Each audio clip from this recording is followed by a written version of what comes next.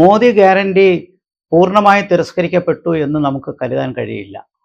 മോദി ഗ്യാരണ്ടിയുടെ സ്വാധീനവും മോദി എഫക്റ്റിൻ്റെ ശക്തിയും കുറഞ്ഞു എന്ന് പറഞ്ഞാൽ നമുക്ക് മനസ്സിലാക്കാം.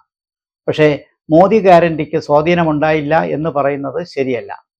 അങ്ങനെ സംഭവിച്ചാൽ എന്തുകൊണ്ടാണ് ഉത്തരേന്ത്യയിലെ പ്രധാനപ്പെട്ട ഉത്തർപ്രദേശും ഒഴികെ മഹാരാഷ്ട്ര പശ്ചിമ മേഖലയിലാണ്, രാജസ്ഥാനും പശ്ചിമ മേഖലയിലാണ്. പക്ഷെ മേജറായിട്ട് നഷ്ടപ്പെട്ട ഉത്തർപ്രദേശിലാണ് NDAക്ക്.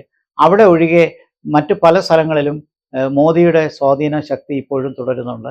പുറമെ ഒറീസ പിടിച്ചടക്കുകയും ചെയ്തു. തെക്ക് സൗത്ത് ഇന്ത്യയിൽ വന്ന് ആന്ധ്രാപ്രദേശിൽ TDPയുമായുള്ള സഖ്യത്തിൽ ഒരു വലിയ നേട്ടമുണ്ടാക്കി. തെലങ്കാനയിൽ സീറ്റുകൾ വർദ്ധിപ്പിച്ചു, ആന്ധ്രയിൽ സീറ്റുകൾ പുതിയതായിട്ട് കിട്ടി. അതോടൊപ്പം കർണാടകയിൽ മോശമല്ലാത്ത പ്രകടനം നടത്തി. തമിഴ്നാട്ടിൽ സീറ്റുകൾ കിട്ടിയില്ലെങ്കിലും പോളിംഗ് ശതമാനം ഇരട്ടിയായി. അതോടൊപ്പം കേരളത്തിൽ ആദ്യമായി താമര വിരിയുകയും ചെയ്തു. അപ്പോൾ ഈ സാഹചര്യങ്ങളൊക്കെ നോക്കുമ്പോൾ മോദി ഗ്യാരണ്ടി വിജയിച്ചില്ല എന്ന് പറയാൻ പറ്റില്ല. വേണ്ടത്ര ശക്തി സ്വാധീനം അതിനുണ്ടായില്ല. എന്തുകൊണ്ട് എന്ന് നമ്മൾ വിലയിരുത്തേണ്ടതാണ്. അതിനെന്തുകൊണ്ട് ഉദ്ദേശിച്ച ശക്തി വന്നില്ല? അതേസമയം UP എന്തുകൊണ്ടാണ് BJPക്ക് ഒരു തിരിച്ചടി ഉണ്ടായത്? UPയിലെ BJPയുടെ തിരിച്ചടിക്ക് പ്രധാനമായും 3-4 കാരണങ്ങൾ വരെ പറയാം. ഒന്ന്, ഏറ്റവും ശക്തമായിട്ട് തെരഞ്ഞെടുപ്പ് രംഗത്ത് പ്രചരണം നമ്മൾ പ്രതീക്ഷിച്ചത് രാമക്ഷേത്ര നിർമ്മാണവും ബാക്കി BJP ഉയർത്തുന്ന മോദി ഗ്യാരണ്ടിയുമാണ് എന്ന് കരുതിയെങ്കിൽ വളരെ നിശബ്ദമായി വന്ന ഒരു പ്രചരണം BJPക്ക് 400 സീറ്റ് കിട്ടാൻ സാധ്യതയുണ്ട്. അങ്ങനെ കിട്ടിയാൽ ഭരണഘടന മാറ്റുന്നത് വഴി സംവരണം തന്നെ എടുത്തു കളയും. OBC സംവരണം ഇല്ലാതാകും. ഈ വാദഗതി നിശബ്ദമായിട്ടെങ്കിലും പ്രചരണം ശക്തമായി ഉത്തർപ്രദേശിൽ നടന്നപ്പോൾ അത് എല്ലാ OBC സമുദായങ്ങളെയും ഒരുമിച്ച് കൊണ്ടുവരാൻ കഴിഞ്ഞു. അത് BJPക്ക് എതിരായിരുന്നു. അത് വലിയൊരു പുതിയൊരു പൊളിറ്റിക്കൽ റീഅലൈൻമെൻ്റ് ആണ് അവിടെ സംഭവിച്ചത്. എല്ലാ OBC വിഭാഗക്കാരും പുറമേ മുസ്ലിം വിഭാഗവും ഒരുമിച്ച് ചേരുന്നൊരു സാഹചര്യം, അത് അപ്രതീക്ഷിതമായിരുന്നു. അതിന് രാഹുൽ ഗാന്ധിയുടെ നേതൃത്വത്തിലുള്ള ജാതി സെൻസസ് എന്നുള്ള പ്രചരണം ഏറ്റവും ശക്തമായി ഏറ്റത് ഉത്തർപ്രദേശാണ്.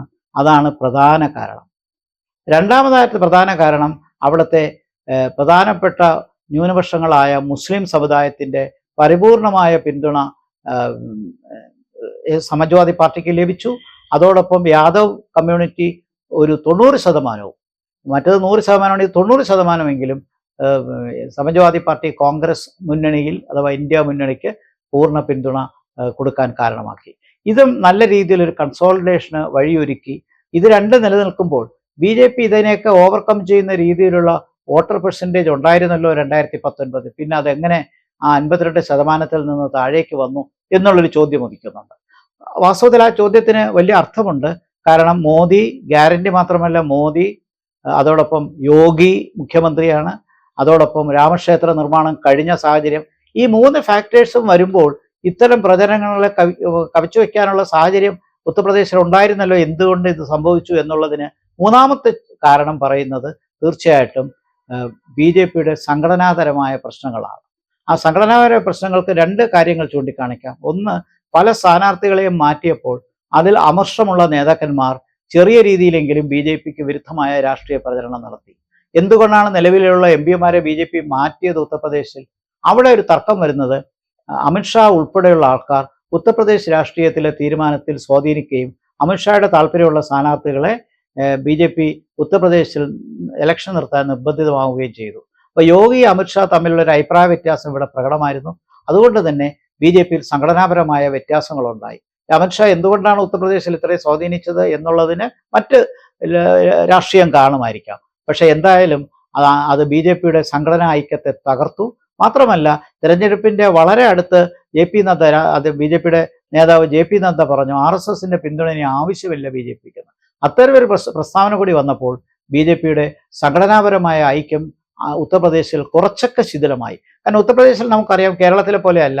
അവിടെ വളരെ അടിസ്ഥാനപരമായ വിശ്വാസങ്ങളും ആ വിശ്വാസങ്ങളും ആചാരങ്ങളും സംസ്കാരവും ഇഴചേർന്ന് നിൽക്കുന്ന ഒരു സാഹചര്യത്തിൽ അവിടെ RSSന്റെ പിന്തുണയും മറ്റ് ഹിന്ദു സംഘടനകളുടെ പിന്തുണയും ഇല്ലാതെ BJPക്ക് മുന്നോട്ട് പോകാൻ പറ്റില്ല.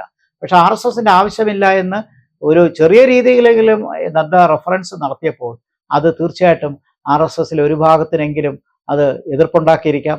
അവർ പിന്തുണ പിൻവലിച്ചതും UP-യിൽ BJPക്ക് തിരിച്ചടി ഉണ്ടാക്കാൻ കാരണമായി. അപ്പോൾ പ്രധാനമായിട്ടും ഉത്തർപ്രദേശിലെ തിരിച്ചടിയാണ് മോദി ഫാക്ടറിന് ഏറ്റവും വലിയ വെല്ലുവിളിയായിട്ട് വന്നത്. ഇപ്പോൾ രാജസ്ഥാനിൽ തിരിച്ചടി ഉണ്ടായിട്ടുണ്ട്, മഹാരാഷ്ട്രയിൽ തിരിച്ചടി ഉണ്ടായിട്ടുണ്ട്. പക്ഷെ ഉത്തർപ്രദേശ് പോലെ വലിയൊരു തിരിച്ചടി, കാരണം ഉത്തർപ്രദേശിൽ അവർ പ്രതീക്ഷിച്ചിരുന്നത് 70 സീറ്റുകളാണ്, അതിൻ്റെ പകുതിയെ കിട്ടിയിട്ടുള്ളൂ. 35 സീറ്റുകൾ കൂടി കിട്ടിയിരുന്നെങ്കിൽ BJPക്ക് സ്വന്തമായിട്ട് ഭൂരിപക്ഷം ഉണ്ടാകുമായിരുന്നു. ഇപ്പോഴുള്ള 240 കൂടെ 35 275. ഒറ്റ സ്റ്റേറ്റിലെ മാറ്റമാണ് BJPയെ ഇത്രയും വലിയൊരു പ്രതിരോധത്തിലാക്കിയത്. അതേസമയം മറ്റു സ്ഥലങ്ങളിൽ നഷ്ടപ്പെട്ടത് സത്യമാണ്. രാജസ്ഥാനിൽ കുറച്ച് സീറ്റുകൾ പോയി, മഹാരാഷ്ട്രയിൽ ചെറിയ രീതിയിലെങ്കിലും തിരിച്ചടി ഉണ്ടായിട്ടുണ്ട്. പക്ഷേ അതിനെയൊക്കെ കോമ്പൻസേറ്റ് ചെയ്യുന്ന രീതിയിൽ ബീഹാറിൽ വലിയ കുഴപ്പമുണ്ടായില്ല. ഒഡീഷയിലെ സീറ്റുകൾ വർദ്ധിപ്പിച്ചു, കൂടുതൽ സീറ്റ് നേടി, ഭരണവും നേടി, അസംബ്ലിയിലെ ഭരണവും നേടി. അതോടൊപ്പം സൗത്ത് ഇന്ത്യൻ സ്റ്റേറ്റിൽ വളർന്നു. മധ്യപ്രദേശ് തൂത്തുവാരി. ഇവിടെ BJP പല സ്ഥലങ്ങളിലും മെച്ചപ്പെട്ടു. പക്ഷെ ഉത്തർപ്രദേശിന്റെ നഷ്ടത്തോടൊപ്പം വേറെ ഒരിടവും നഷ്ടം വരുന്നില്ല. അതിൻ്റെ പ്രധാനപ്പെട്ട കാരണങ്ങളാണ് ഞാൻ നേരത്തെ വിവരിച്ചത്.